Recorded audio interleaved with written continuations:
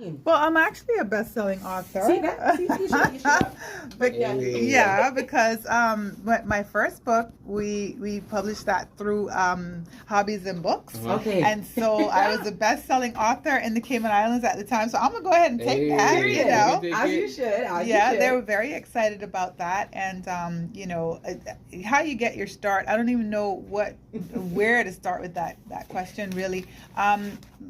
Everybody kind of knows my claim to fame story, or my story really is about being a single mother to 3 children. And I found myself at 26 years old, and if you near 26 or you understand what 26 is, it's crazy. It is. So I started my single parent journey at 26, and I had 3 little children. They were 6 months, 4 and 5. So from the world's view, that should have been like a hot mess.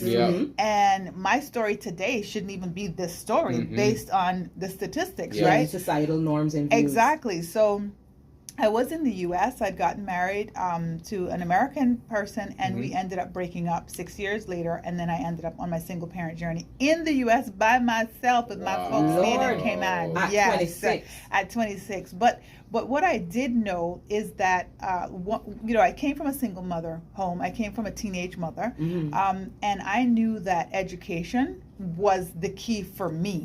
Entrepreneurship is good now. It's big now. But those days, not so much. Yeah, so, education is the key to success. Yes. So I stayed in school. I had started school a year. I'd been in school 1 year when we broke up. And so I just stayed on that, and I was like, I'm going to finish school because at the very least, I want to be able to support my children financially. Yes. Right.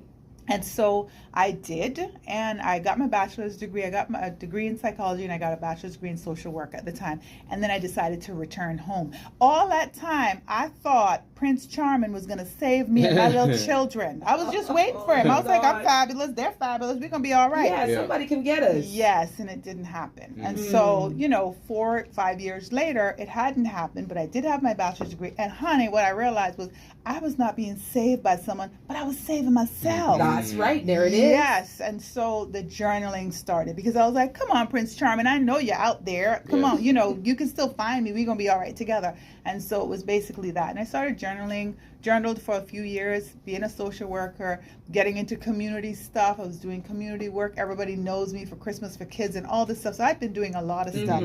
And then I published that book about 10 years after I returned home. Wow.